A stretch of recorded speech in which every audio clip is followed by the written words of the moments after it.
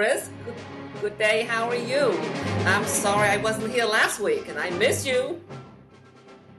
We missed you too, Tiffany. We really did. And we know that, you had a death in the family. Yes. And we were thinking of you and you were in our heart. And we're glad you're back. Yeah, thank you. That means a lot. And who do we have here? So today we have a phenomenal guest. I'm so excited. Her name is Galina Slavova. Galina Slavova. Hi, And Galina. Hi, everyone. Galina. And Galina, very talented actress, model, world-class athlete, born in Bulgaria and now living in the Los Angeles area. And I'm so excited to have Galina on our show today, Tiffany. So yes, excited. Me too. She's beautiful. Chris, where did you find her? I was telling Galina before we started recording that I was following Galina on social media, and I was following her stories recently, and it was just breathtaking. What she's overcome recently, what she's achieved in her career.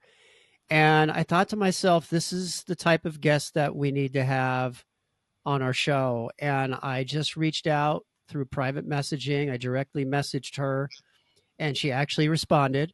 Sometimes people won't respond. And, if you get a lot of people coming at you, you pick and choose who you want to respond to. So you never know who's going to respond.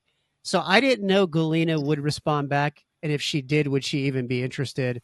And she did respond back with open arms. And I was so excited that she did. And yes, I am too. I was able Thank to coordinate you. this. Thank you so much, Galina. And thank you, Chris, for reaching out.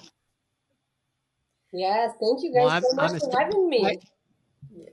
So Galina, this is our official welcome to Filtered 90211. So good morning here. How are you doing? Good morning. Today I feel fabulous, amazing, happy, and full of energy. That's great. Ready to go to the pool and have a glass of champagne. So Galina, what other language do you speak besides English? Oh, wow. Well, my first language, my native language is Bulgarian. Then Russian was my secondary language in Bulgaria when I was in high school. That's difficult. Difficult. I mean, Bulgarian and Russian, they're Cyrillic alphabet, so it's kind of similar. But then I speak Spanish. Oh, wow. That's impressive. I used to live in Puerto Rico. So I speak Spanish. I learned Spanish there. Then sometimes I speak English. Sometimes. Sometimes. English. I speak Macedonian, Serbian, Croatian. So the region is very close to the alphabet, so it's very easy to understand. Well, at least for me. Oh, so you know like at least 7 languages. Something like that. I can be comfortable in a many different situations, cultural. Yes, yeah, I can imagine. That's great. It's very difficult to find somebody who's comfortable in other culture beside their own. Especially here in America, I found. Yes, it's very true. But like in the beginning when I came to US, and people say, "Oh, you have an accent," and I felt a little bit of, I don't know. I feel like I didn't want to talk more because I kind of feel is that an accent? But now it's like I have an accent. That means I know another language, or I speak. Yes. How old were you? How young were you when you came? I was 20. Oh, you were an adult. Yeah, you were already 22, 23. Yes, I was in Puerto Rico. Yeah. Oh, I see. Oh, okay. Yeah, I was an adult. Yes, and so I learned English watching TV, watching movies with subtitles. And so by the people expression and I don't know what I was saying, but kind of logically what was making sense to me. That's how I learned English, honestly. Oh wow, that's wonderful. I was forced to learn English. We moved to America 49 years ago. Oh wow, amazing. Yes. Yes. You Yeah. always be in LA or you move around? No, I move around. Yeah. I came from Vietnam originally, and I was in the refugee camp in Mhm. Arkansas first, and then the Protestant church sponsored in Pittsburgh, Pennsylvania. That was for like seventh and eighth grades. So I moved to Brookline, to go to Brookline High School, which was a great thing. And I stayed in Massachusetts after college. Then I moved to New York, and we were there for like 34 years. And I just moved to LA actually less than 4 years ago, 3.5 years ago. Amazing. I love that. Yay. Do you like LA? Yes, yes. So I met Chris, didn't I? That's the best part of LA. You get to meet Yeah, me. That is that's true. right. And I get to work with Chris, season one and now season two. You Oh, hit the that's so lottery, wonderful. Tiffany. You hit the Exactly. lottery. What can I Even better than the lottery. No, it's true because your relations with other people can be better than winning the lottery because most people, the lottery only lasted 6 years, but your relationships with your friends and your Yes. loved one lasted forever. Yes, it's so true. I would still like to try the lottery though to see how that goes. Well, Chris, we don't mind if you win the lottery. We just give you a list of what we need. That's all. That's all you do. Just send me the list. Right. You say, this is what I need It's for the rest of my life. going to be a very short list, but very expensive. Or he could fake amnesia, He like pretend he didn't know us. Well, actually I'm good with that because I forget things all the time and I don't have to try. I just do it. So yeah, I think amnesia could be a good thing for me because I'm good at it. I think what's really exciting about Galina, about her talents, is a lot of times people are talented. They're either very artistic or um, they're talented on another front, like athletics. Galina is both. So, Galina, you're a world class athlete. Tell us a little bit about your athletics. Of course, yes. So when I was 6 years old, my father asked me what kind of sports I want to play because sports in Bulgaria is big. Everybody plays Mm. sports, from wrestling to lifting, basketball, tennis. Everybody plays sports. So I say, you know what, Dad? I want to fight. And I was 6 years old. He was like, well, why would you want to fight? I'm like, I don't know. I just feel like I have a lot to release of me. And I was 6 years old. Mm. So he took me to the first class of judo. And Oh. I came back bruised. My whole body was Oh bruised. dear. Oh, that's what I'm afraid of. I have 10 lesson in judo, very gentle one, and that was it. But you Wait, taught wait a minute. judo. What is a gentle judo? It's wrestling only, because I'm a chicken. I get hurt very easily. So Yes, yes, I'm the same. I bruised very easily and stay there for a long time. So I went home and I was so tired and I sat on the floor and I started crying. And I said, oh. I can't do this. My whole body's hurting. And my dad looked at me and he was like, okay, then quit. The moment he said that word quit, I said, hell no, I'm going back. this word triggered me. And I said, there is a quit here. Good for you. Yes, yes. So I stayed in judo, and but in the meantime, I wanted to try something different. I said, okay, let's try karate. I wanted to do Mm. karate, so I got to yellow belt. But karate, it was interesting, but it was not for me because it was too slow and too Too strategic. slow? Too slow and too strategic. And judo, you just grab and throw. Right, right. Judo is like grabbing, like wrestling in a way. Wrestling, yeah. And karate, you just have to have a strategy, and you have to wait until something happened. And I didn't have that patience. Oh, okay. And you know what? The thing is, I think that there is a Vietnamese martial arts, and I heard, I don't know anything about it. It can be very dangerous because they can just touch you lightly and you die. Hmm. I don't know if it's true or not, but then I saw in somewhere that they teach people in the Middle East, like the woman can really jump up if she got attacked, like jump up over your head, really.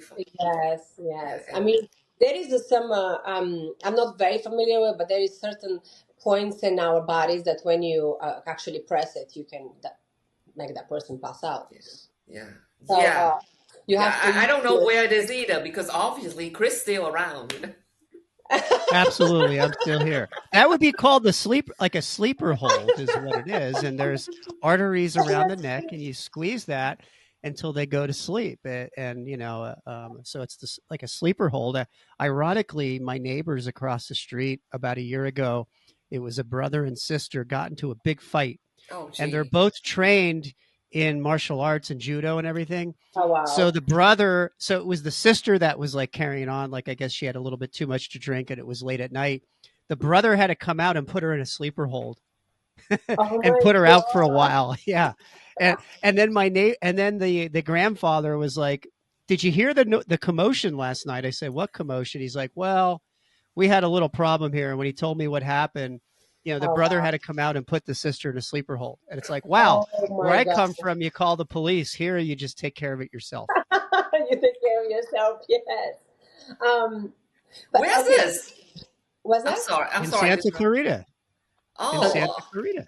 Yeah, where I oh, live. okay. Yeah. I'm sorry, Galina. What you saying? No, no, no, it's absolutely fine. So continue with judo. So I stay with judo and try karate. Karate was not for me. Then I say, well, I want to try running. So I was Oh, a runner in my high school, and then I won a gold medal for 400 meters, oh, which was that's great. wonderful. Yes, and I'm like, Yeah. okay, I like that, but it's not. Judo is still my my first passion. And so I also play handball. I don't know if you guys know what handball is. Yes, Okay. absolutely. Okay. So I I play don't. that. I don't know what that is. Chris, how to explain that? I mean, it's. It looks like a little racquetball, but it's called a handball, but it looks like a racquetball, and you hit Oh, it hand. Yeah. with your Okay. hand. Oh, You oh, oh, cup oh. your hand, Oh, I love and the handballs. ball Yeah. the Up ball to the kind of wall, comes right? into your hand and cups and shoots out. And no, not quite. Not quite. So the handball is like soccer, but with hands. So Oh, you this is the different handball then. Oh. okay, yeah. So you pass the ball and you running the team one. Let's say I don't know how many players were on one side, 5 or 6, and then you have defenders 5 and 6 in front of you. It's like a soccer, but you throw it and you score with your hand inside the goalie. I don't know, it's called goalie. So that's handball, and and then my country. Um, so I played that, and I'm like, okay, I love it very much, but not for me. So I stuck with judo. But I was in judo the whole time. When I was playing Mm. other sports, I stayed with judo the whole time. I got my black belt when I was 13 years old. Wow. I That's so was, impressive. Oh, thank you. Yes, wow. so Very that was impressive. 11. I always want to learn martial arts, but I'm such a chicken. I'm afraid. So Galita has a black belt, so she's registered as a lethal weapon. Yes, I am registered as a legal weapon. Yes. And also, you have to sign papers that you can use that on the street because it's actually a legal weapon. Unless you have to, of course. Unless you have to, like my Yes. former assistant. This is like around 20 years ago. She at that time she was brown belt, triple stripe, Oh, brown wow. belt. Not was get she's getting the black belt. And one time, Chris, this is in New York. She took her friend to like a out for to celebrate her birthday, and it wasn't in such a great neighborhood. I must be. And then when she came back, like at least 5 boys follow them, and they spoke to them in a very disrespectful way. And they're young enough, of course, young enough to be our sons. And then she ignored them, but they start to grab her. And these two women, they were brown belt, probably black belt now. They were brown belt, triple stripe. So you can guess what happened. And within Yes. 5 minutes, the three of them on the ground, and two of them ran away. And the police came, and the police shook their hands and said, "Would you like to finish them at the station?" Wow. And I said something. I was like, you know what? How old are they? And they said like 17 to 20. I said, how come they're not home studying for their SAT? And she Hmm. just laughed. And I said, like, maybe you can make a deal with them. You know, arrest them, but say like, if you go back to school, study for the SAT, get into a community college, finish it within 3 or 4 years, we drop charge. Yeah, that's But great. I of mean, course, you never know who you're messing with, yeah, yes, and these two are ladies like you, very Yes. ladylike. Yes. It's funny. We were talking about this yesterday. And I had a meeting with some producers. And we were talking about this yesterday, and we were talking about how we're going to present the film and all that kind of stuff. I have a really, I wear very high heels. I always wear high heels. Oh, that makes a good kick, right? When you kick. Yes. I have a long dress and high heels and no makeup and hair. And he's like, "You're messing with me. You don't know anything about judo." I'm like, don't judge by what you see. Yeah, so you never know, like these girls, So did you get up and throw like a high kick with your high heel stilettos? Yes. I got a letter once that I was considered a lethal weapon when my car insurance got canceled, and they sent me a letter saying how dangerous I was. So that's about as close as a lethal weapon that I've ever come to is don't get in your car. That's funny. Well, But yeah, the only the only thing lethal about me is when I get mad, I get nasty, and I think people feel that it's lethal enough. We don't want to see you angry. I think I said something like, "You need to die, or be tortured by me," and somebody said, "I'd rather die." Oh, I don't know, Tiffany. Maybe some people may like it. We never know. You don't know how sadistic they are, or masochistic they are. I think it's a different type of show that we have to do. So let's go a little bit more into Galina's story, and this is what really drew me to Galina. Yes. Some personal life experiences that I think we've either experienced or we know people that have, and it really brings life into perspective. How precious it is, and I think also that we can't take anything for granted. So I want to go into a little bit about Galina's experience as a breast cancer survivor. Yes. And then we started to talk about her athletic background, which is very impressive, and we'll then transition to how she went from a world-class athlete into an actress, filmmaker, and advocate. So let's start off with, the most important thing in life is our health. And Galina, let's talk about the beginning, the middle, and now the after of your experience with breast cancer. Yes, thank you, Chris. That was people say, "How was that for you?" And I said, it was a detour. I had a 1 year detour. I had so many plans last year, and in just one day, everything just was upside down. My whole life changed. My whole perspective of life changed. I lost friends because of breast cancer, because they didn't know how to deal with it. Oh, gee. Yeah. Seriously? I lost a friend. She was my friend for 5 years. We ate together. We were constantly together. We were working on a project together. And when I was diagnosed, and I was in a very dark place. So I don't know. I don't blame anybody, but I was in a dark place. I didn't know how to deal with it myself. And then she's supposed to be in the hospital to wait for me after one of the procedures, and she never showed up. And she said that she doesn't know how to deal with it. So, oh my God, I am so sorry. I would think it's the opposite. If your friends is sick, you would definitely go out of your way to be there. Yes, yes, you would think that would be the case, but what I went through, I saw how isolating and dark and lonely is that journey.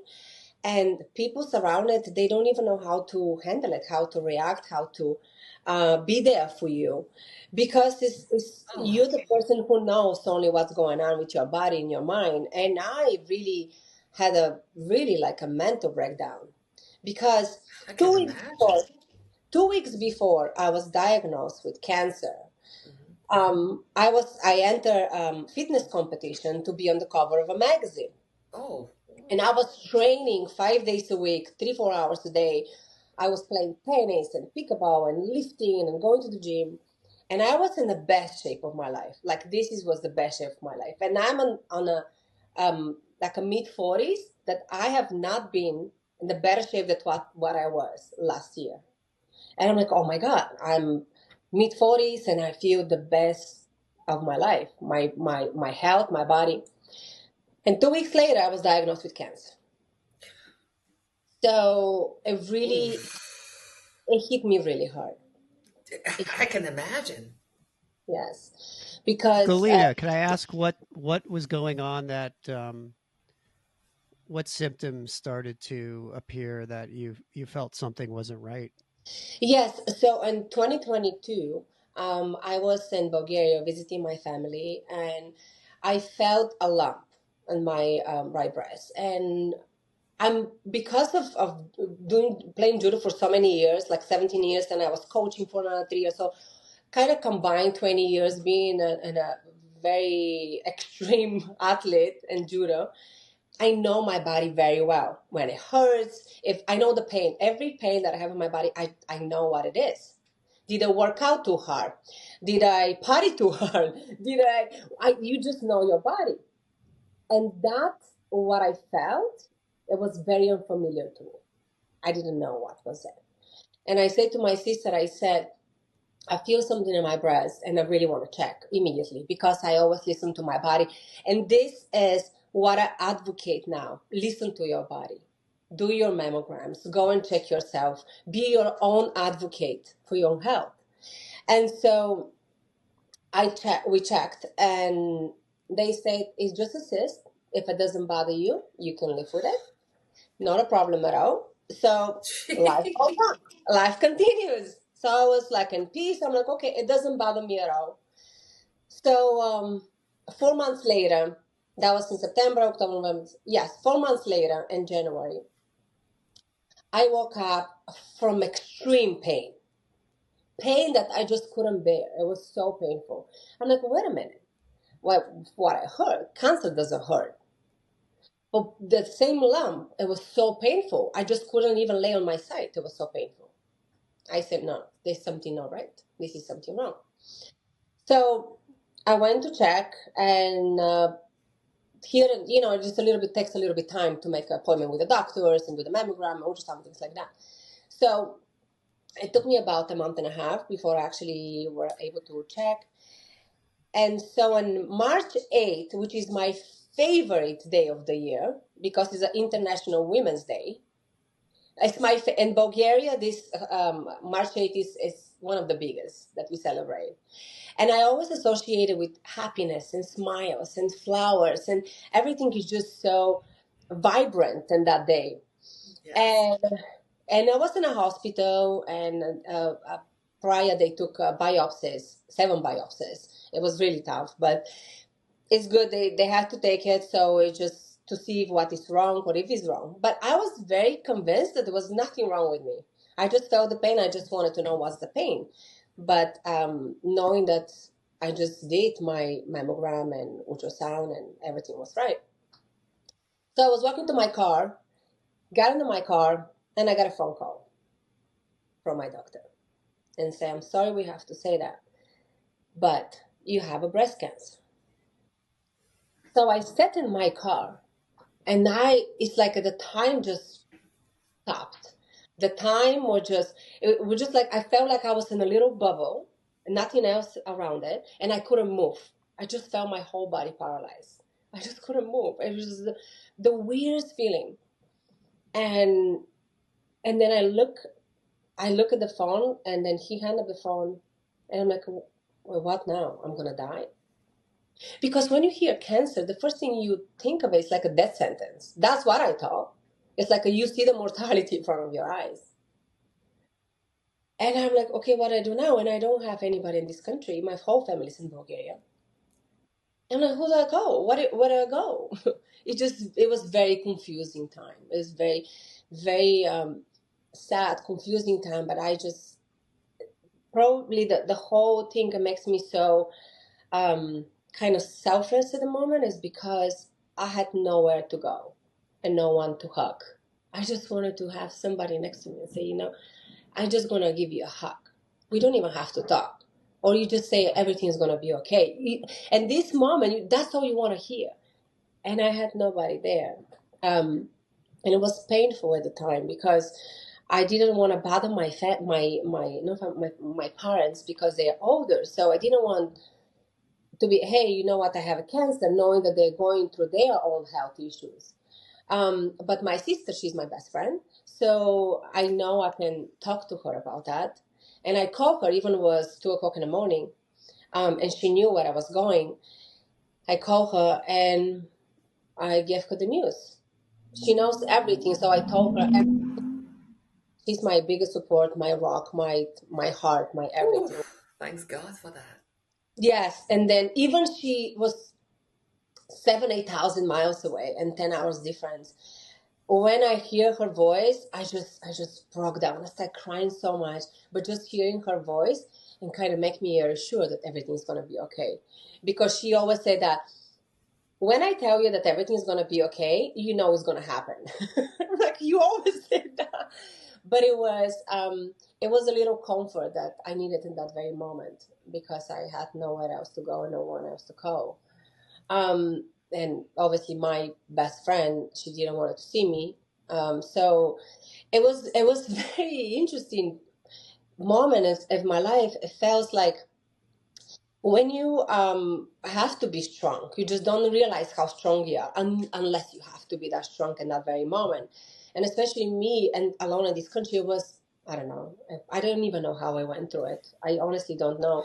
But I think judo have a big role in the way I handle the cancer journey, because I always been a fighter, um, in heart, and I always been very um, disciplined and just fearless of everything happen in my life, because I always say whatever happens, the worst thing happens, it's just a detour. It wasn't meant to happen. So let's go through it, let's finish, and let's continue with life. And I think that's martial arts is really, really taught me how to be strong and how to deal with situation that I never thought in my life that I would deal with it. Just because I I did everything right. You think about it. I was thinking about it. I'm like, wait a minute. I exercise every day. I eat so well. I take care of myself with everything.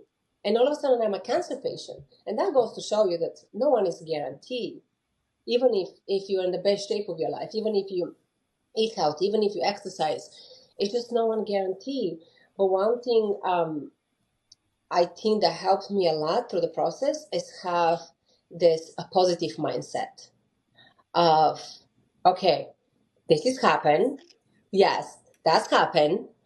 Okay, you have it. There is nothing else you can do. This is the reality. So you either can deal with it, go in a very dark place, or either can try to find the light, something that is bright, something that shines, and go after that. And so after my first surgery, I decided to write a poetry book. So I wrote a poetry book and I published it. And then after that, a month later, no, 3 weeks later, my doctor called me and say, we have to tell you that we found another tumor. So Oh, yes, so that was the moment when I collapsed. I don't even remember. I just collapsed. I couldn't take another of the surgery was hours and hours, and it was very, very harsh. And the recovery was even harder. And I'm just thinking about have to go through this again. But I did. I said, you know what? You have to go through it so you can stay alive. I mean, what other choice do you have? Um, and so after that, I was actually very lucky in a way. It's funny you say you're lucky in a way that I only had radiation. I didn't have the chemotherapy because my genetic test came back negative. So they gave me an option. They said, you can have a chemo, which on the table, you have a chemo or radiation. You don't have to have a chemo if you don't want to, but it's kind of, if it's more safe that it's not going to reoccur and come back. I said no. If I don't have to do it, I'm Good just for going to you. do it. Good for Yeah, you. yeah. I'm just going to do radiation and go through whatever I have to deal with it after that. But the whole journey, as I call it, an experience, I went through it, and one thing was missing the most: the mental health. I couldn't find that place that I feel mentally stable going through that journey, going through this bad news every other month, something new that they find.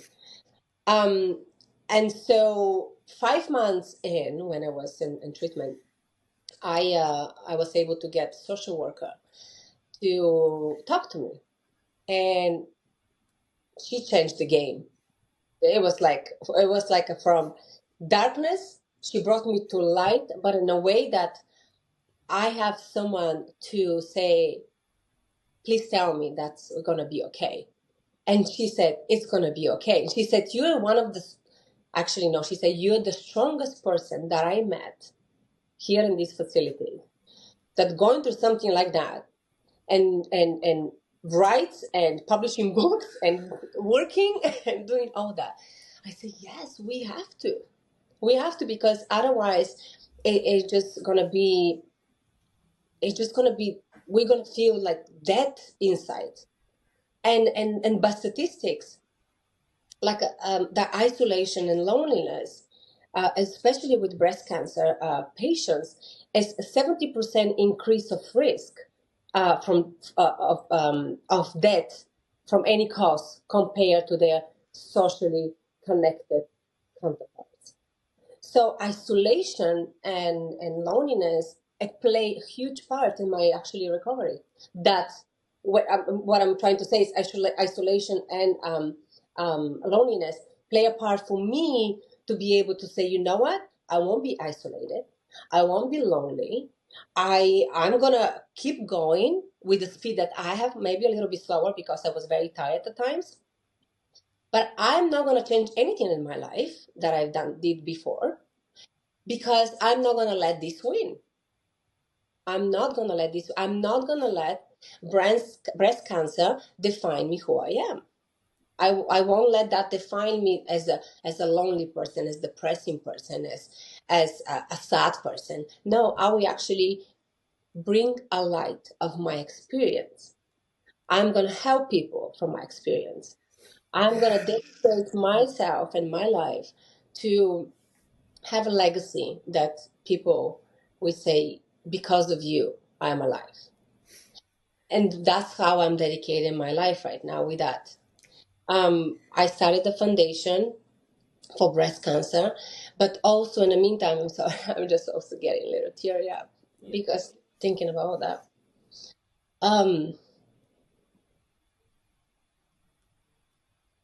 Makeup touch up. So when I finished my last treatment, and I just knew, I said, wait a minute, I went through it very hard mentally, and I didn't know how to deal with it. How does other people deal with it? And I got so curious. So I upgraded my iPhone to iPhone 14 Pro. I bought a tripod, and I started traveling around the country and filming survivors and looking for survivors to share their stories with me. And that became like a therapy for me as well, because listening to them, to their stories, make me feel that, we are in the same tribe. We got this. We are together. We can do it together. And the stories of these survivors that I interviewed for the last 7 months is just beyond incredible. And that's showed me how much strong we are as humans. As humans, how much we can take and fight for it. What is for love, for help. We are very strong as humans. So I started documentary film, and I call it Blossoming Beyond. Blossoming Beyond Breast Cancer. That's going to be the title. And I start interview survivors, and from there I reached out to Cedars-Sinai, to hospitals, and I say, I want to talk to your doctors. And I was very lucky and fortunate that they approved it. So I interviewed doctors from Cedars-Sinai. And it was funny because I showed up with my iPhone and a tripod with and a seed of cyanide. And I said, let's do it. And the doctor's like, look at me and say, what is the crew? I'm like, it's just one woman show. I have questions. And it was incredible. It's incredible. I think people responded to me so warm and so genuine because I'm doing this from out of my heart and want to help others. I think that, and some people say, "How much you gonna make on this movie?" I say, "I don't think I'll make any. I don't even think about that. I did not even think about that because for me it was has a completely different purpose, a very very different purpose. So why I'm doing this? I want to bring awareness to the world that how important it is for us to listen to our bodies, to go in the regular checkups, and I just want to bring that awareness. And if I can save one life, then my mission is complete. So so that's what I started to create my foundation, which is called Blossom Beyond Foundation about breast cancer, and then we we focus on free therapy to breast cancer patients and survivors, something that it was I didn't have access in the beginning of my treatment, and I felt how important this is for a recovery and for your mental health.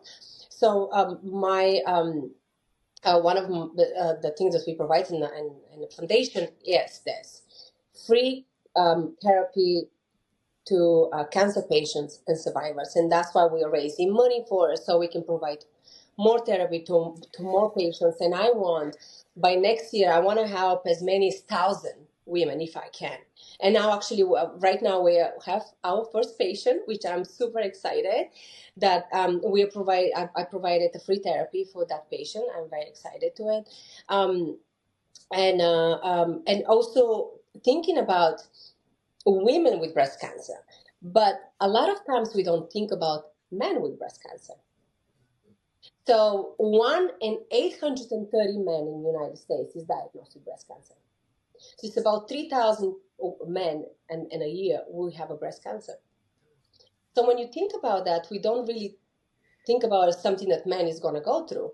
So for me, I really wanted to have a male breast cancer survivor in my film. I say I have to bring that awareness that the men also are going through this journey. So I found one, and probably I manifested him for a long time, and end up having him in my film. He said yes, and I'm extremely excited, and I can't really share the name, but you will guys know very soon. And he will talk about male breast cancer perspective, what they're going through. But also when we talk about cancer in general, it doesn't matter if it's a breast cancer, is a colon cancer, whatever cancer is. Sometimes we don't think, well, I didn't think the people surround me, what they are going through, your caregivers, what they are going through, how they deal with your sickness, with your illness. And then that's why it was also one of my missions. I want to have a family members in my film talking about how they felt, what they were going through. And when I was in Bulgaria last year, my sister, out of nowhere, she said, "Can you please film me? Because I want to talk about what I went through." And I'm like, "I don't understand what you mean." She said, "It was so hard for me that I didn't think I would be alive because I felt like I'm going to get very sick because how much I was worried about you." Because to be honest, when you have cancer, you never know. Dead or alive, just you never know. So she said, "I want to talk about how I felt, probably thinking that I may lose you." And it was just heartbreaking. I didn't know that she was going through all that. And yes, I needed her, but I didn't realize how much she needed me. And so I filmed her, and it was very yeah, it was very tough. But we are here. I'm here, thriving, being a champion, being a champion, and dedicating myself to help other people as many as I can. Have this beautiful documentary film happen, which is happening. It's happening actually. Uh, like beyond of what I thought it's gonna be, because me starting with a little camera on my iPhone, now I have 5 producers, executive producers. I have celebrities, which I can't name, but celebrity in my film that they went through that journey. People talking about, and we're putting like a huge marketing campaign in the next couple of months. So there's a lot going on, and kind of freaks me out a little bit because I thought I'm just gonna make this little movie and just go into a couple of festivals and help others. And now it's like, oh my God, it's international, it's worldwide. So I'm so happy about that. It's a wonderful thing Galina, that you do. Thank you, thank you, thank you. Galina, Yes. tell us a little bit about what happened on January the 5th of this year. Uh, yes, but also I have even better news. So January the 5th, I received a letter from my doctor saying that I am on a clear. And that was an amazing news. And not only that, but also, there is a better news, but also on January 5th, I start texting with a man that he became my rock. He was a stranger to me on January 5th when I got that news. And somehow he texted me. We start texting. And now we live together. We work together. We do this movie together. And he is my rock. He is everything I dream of. So January 5th was like a 2 for 1. It was like you win the jackpot. A BOGO, a buy one, get one. Buy one, get one free. Not that he was free. Right. That's Yes, wonderful. yes, That is yes, so wonderful, because sometimes when you go through certain thing, something really great happen at the yes. end of a tunnel. And Yeah, I that's was what very happy to hear that. I was thinking, and I said to him, I'm like, oh my God, I don't know if I will be able to be with you last year because I was going through all this. But now I came on the other side, and I'm ready for love. I'm ready to explore that. Even in the beginning was a little bit of difficult for me because I always been very proud with my body. The way I work out and being so physical and be so athletic. But when I had these surgeries and procedures and treatments and all that, my body did not look the same. And I have a huge scar in my breast that every time I brush my teeth, I cover myself up because I was very ashamed to look at my body. I didn't know how to deal with that. And I said, but how I'm going to be, well, how I'm going to have another relationship. I don't know how I'm going to do that. I felt ugly. I felt depressed. I felt ashamed. And I didn't know how I'm going to have another relationship for the rest of my life because of the way I look. Or even was in my mind. I don't know. But it was there. Subconsciously, I did not feel good about my body myself. So I guess when you meet that right person, then you know that they can accept you any way you are. And no matter how you look and what you think in your mind that looks, for them, you look beautiful no matter what. So that prompted me to actually, I'm doing a campaign, and it's going to be out publicly soon, but I'm doing a campaign showing my scar. I'm showing my scar It's because wonderful. How are you going to show your scar? Give us a little detail about this. How are you going yes. to show it? So is a campaign showing the scar, which of course is going to be covered, but I have a very big scar here. So we have a photographer. We already took the photos, and so I want to show how you go from darkness to light and what is the strength. I'm showing that to say you're strong, you're beautiful. These are no scars. These are warrior badges, and you have to accept yourself the way you are. Because for me, it's crazy that cancer, it was the curse and the blessing that happened to me. Because my perspective of life shifted in a way that I care so much about other people. If I'm in a freeway and someone cut me off, I don't get angry because I think maybe someone is sick. Maybe they have to get to the hospital. We don't know what people are going through. So every time someone get upset or angry, I'm just thinking, what are we going through? And at this very moment. So I don't get, like, my anger, went down to maybe 5% from 75% before. When you're in a freeway and you're driving, you're like, get out of my way. And I was like, okay, I'm singing karaoke in my car. Go ahead. You have to go somewhere. So, and giving the perspective of, listen, the little things doesn't matter. The little things are not important for you to get upset, for you to get angry, because there's so many more beautiful things happening in your life. You're healthy. You're alive. You're not dead. So when you have that perspective of, at least for me, that I'm alive and it's giving me another opportunity, another chance to do my best. And I think I had that calling that maybe this chance for me is to do my best for me and for others, to help as many as I can. So I didn't want to ignore that feeling, because I knew I felt that. I say, how can I help other people? I don't know how. I don't have a big crew camera. I don't have funds to film to fund a documentary, big production film. But I knew I wanted to do something about it. And instead of me finding excuses that I don't have the latest camera, I just found an opportunity to use my iPhone and start filming.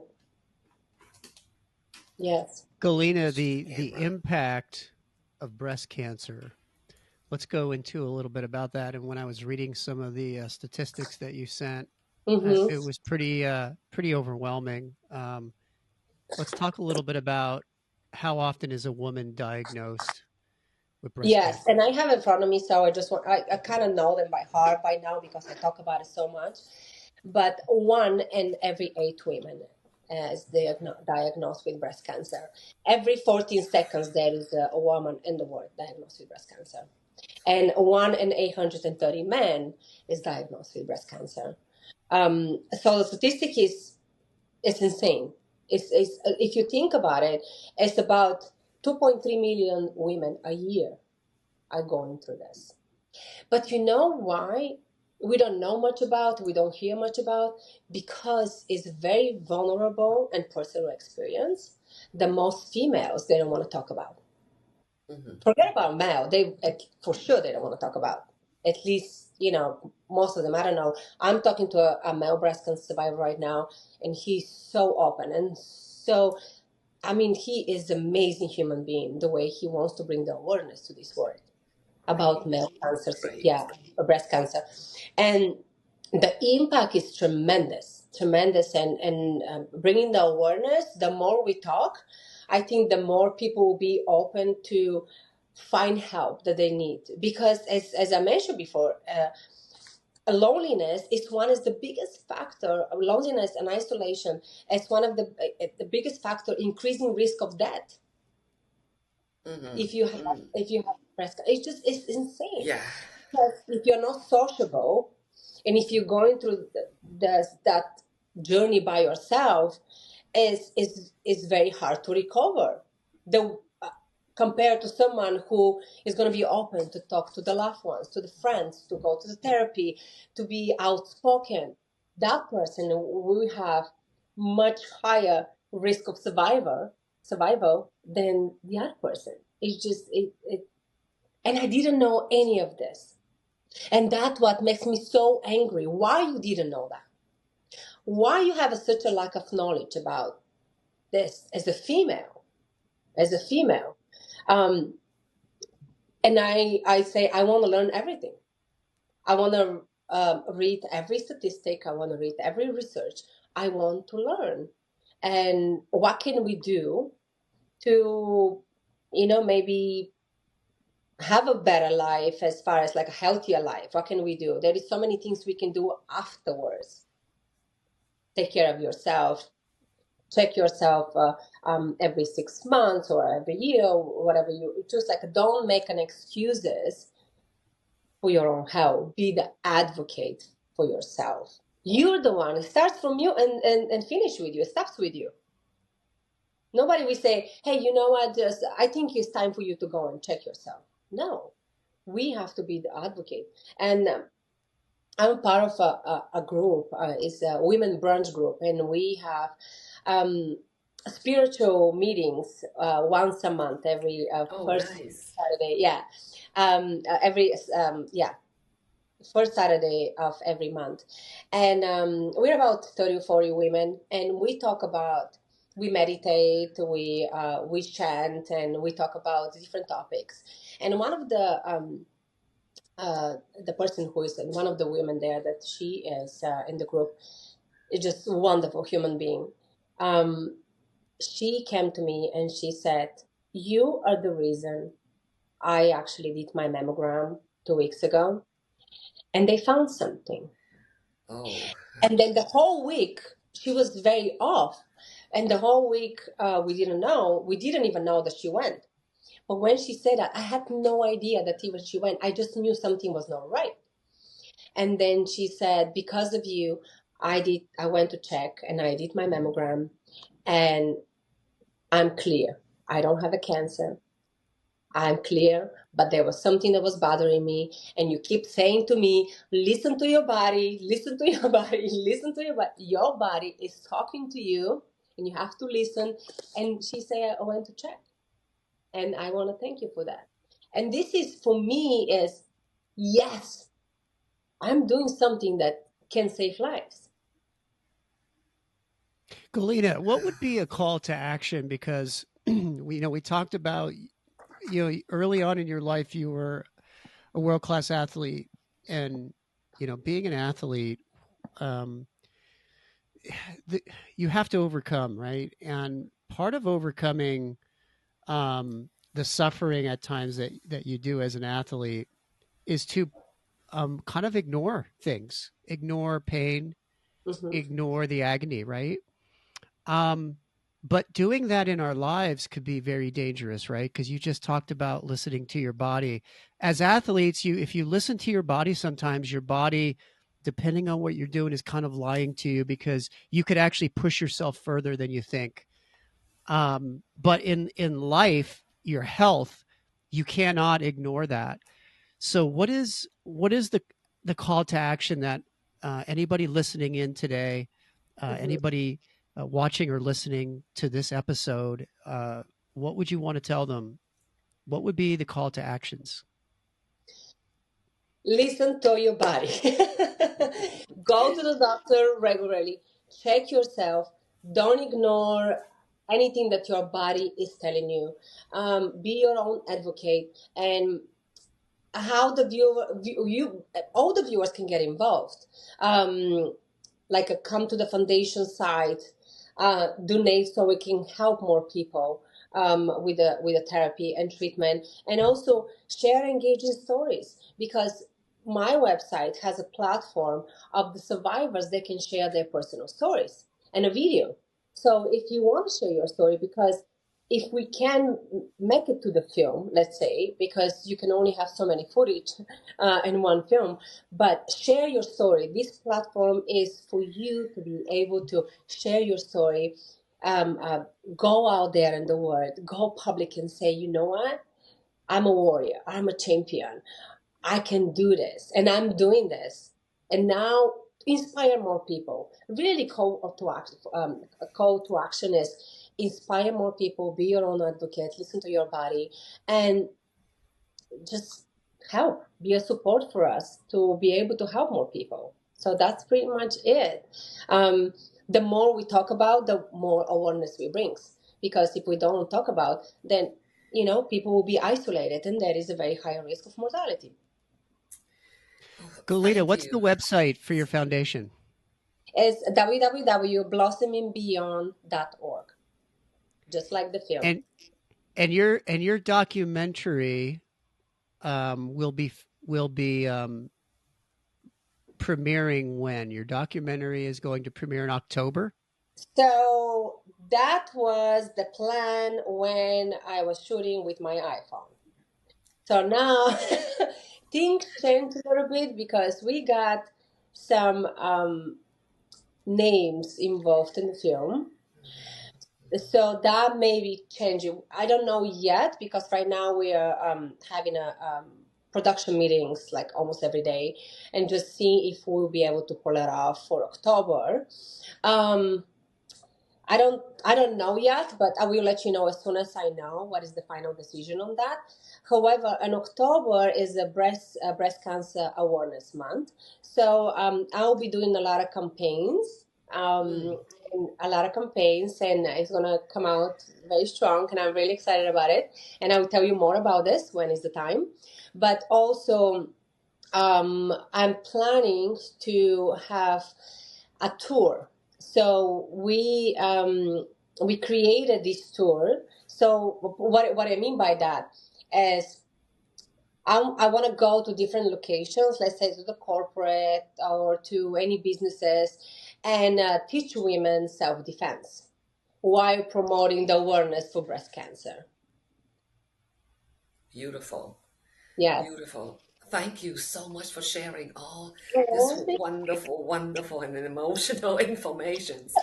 I'm sure your information will reach far and wide and help so many women who went through what you went through.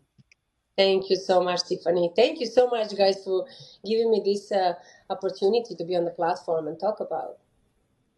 Galina, I have to ask you. So, back in 2004, you transitioned into modeling. How does that happen? You go from being an athlete, and now I know how it happened. I see you. I see pictures of you, so I know why you're a model. But how did you transition? I'm always interested in how somebody goes from one profession to another. So how did you become a model? Yeah. So it was a really interesting, transition. So I was in Puerto Rico, and I was in a friend of my house, and he has a really big house on the water. And then on the back of the house, they were shooting a documentary film for Walter Mercado, who is a very famous Puerto Rican astrologist. And so one of the the talents didn't show up, so they came and asked me. And I say, hey, can you jump in? And I'm like, oh my God, yes, because I kind of always wanted to do something like this, but I never thought of it pursuing it 100% because, in Bulgaria, and then you like athlete, you never think about, yes, I want to be in Hollywood and shoot movies, right? And so when this happened, I'm like, oh my God, great. I'm like, what do I have to do? They're like, well, nothing, just have fun, laugh, have some drinks. I'm like, oh, I already been doing that. let's even get in the movie. So it was it's called Las Maravillosas, the film, and it was about the signs, what kind of signs you are, and who you are compatible with, and what is your the sign, food and drink and things like that. So from there, the photographer of this film, she said, listen, I'm shooting a big catalog marketing for, what is it the name? I forgot the name of the island in Bahamas. And in Bahamas, and I want you to be my model. I'm like, oh, okay. Why not? That's wonderful. Sure. So I was in the Bahamas for 7 days. And then I went back to Puerto Rico. And I'm like, no, I'm going to go to Miami. I want to see if I can do something with the soap operas. Good for you. So I did some fitness commercials and prints, but I also did some episodes with telenovelas and soap operas, and I did few episodes with Burn Notice in Miami. So I'm like, I kind of like this. Let me go to LA. Smart move. I like this, and it was just like it felt very natural for me, to. Yeah, because with all those martial arts training, so your movement became natural. Yes, yes. And I was not scared. I'm like, yeah, one-way ticket, let's go. See what happens. and then for being in front of the camera, um, I love it. I love being in front of the camera. But also, I start writing a lot. So I start writing scripts, and I start shooting my own things. And it just, now I like both sides. I really like both sides, yes. That's how I transition. So That's Galina, wonderful. with your self-defense background, do you feel confident you'd be able to kick my butt? Say Is yes. is that a rhetorical question? I don't know what it is. Because the answer is yes, but I don't want to sound too confident. But it's yes. Okay, good to know. Good to know. In case we ever have to work with each other, Yeah, I know just not to get on your just don't nerves. give me any reason. Don't give me any reasons for it. Okay, I'll Well, remember that. anyway, thank you so much, Galina. This Thank is a you. very, very special episode we have today. And thank Thank you, Chris, for inviting Galina. I'm ecstatic. Galina, we're going to have you on again. And by the way, Galina, Absolutely. we advocate name dropping here. So what names are now a part of this documentary? Can you share with us any of the names? We like secrets here. I can't right now. I really want it so Chris, much, and I Chris is have Can you very give us good a at hint? keeping secrets. no, and I'm I have really good at keeping pictures to prove secrets. it. I have pictures to prove it, but I can't. I can't. Not Well, yet. hopefully soon you'll be able to do that. And while you're enjoying the rest of your Sunday, because yesterday you had this business meeting with, champagne and cocktails. It was a really tough meeting. Um, as you relax today, whether we know it or not, and I do because I'm bringing it up, does everybody know what today is? Today is a pool time. Sunday. The first day of summer. It's Sunday. It is Mhm. pool time. It is National Ice Cream Day. Oh, National Ice Cream Day. So today we celebrate by getting ice cream. So I I love hope it. everybody out there, including you, Galina, and you, Tiffany, get some ice cream because I love it. And yeah. we have to know, Galina, what is your favorite flavor of ice cream? Okay, I usually go non-dairy, unfortunately, but I my favorite flavor of all is gonna be chocolate. I mean, I'm a chocolate fanatic. I work out so much so I can have my chocolate, and I don't mean like a Amen. dark Amen. chocolate, 90% cocoa, whatever. I talking about milk, almonds, delicious chocolate that Good for has you. the most calorie possible, and it feels so good when you eat it, and then you hit the gym for 2 hours. I love it. Chocolate is the king and queen. How about you, Tiffany? What's your flavor of choice? Black raspberries.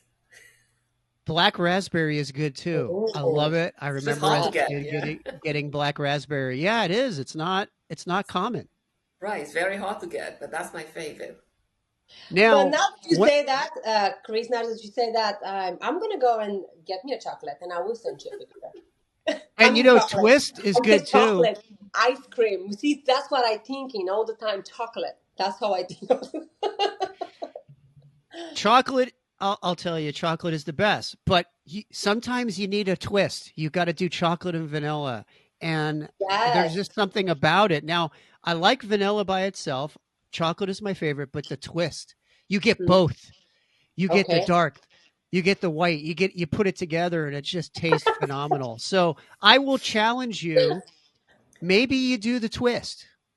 Maybe. I also like red velvet cupcakes, so maybe if they have Oh, red velvet, yes. yeah. Well, now we're Yes. talking deeper, darker stuff here. I mean, now the secrets are coming out. The Now secrets we are are coming going out of the closet. little. By the way, I'm hydrating right now with I love my that. one of my favorite drinks, Hmm. Celsius, I and love this is Celsius. orange. And what I like about Celsius is it gives me energy, hydration, and a kick without the effects of caffeine. So I highly recommend Celsius. I've tried many different energy drinks, and they usually get me wired up, and I get heart palpitations, and I start to go crazy. Tiffany will tell you. Yeah, But Celsius gives you everything you need, but it leaves out everything you don't need. So amazing. No, I I'm like just Celsius. enjoying Celsius today, just so you know. But I will be getting some ice cream today too, as well. Nice, me too. Now that you say it, I have to. Okay, well, great. Thank you so much again, Galina. It's Well, been I very, very special. thank you, Tiffany and Chris. I'm full of joy that you guys invited me here and gave me the opportunity to talk about and bring that awareness and to for this very important subject. And I can't wait to show you more details that are secret right now. I need to know, Galina. Come on, you're leaving me hanging, and I need to know. I'm kind of nosy, so yeah. As soon as you can, I should be the first to know. Then Tiffany.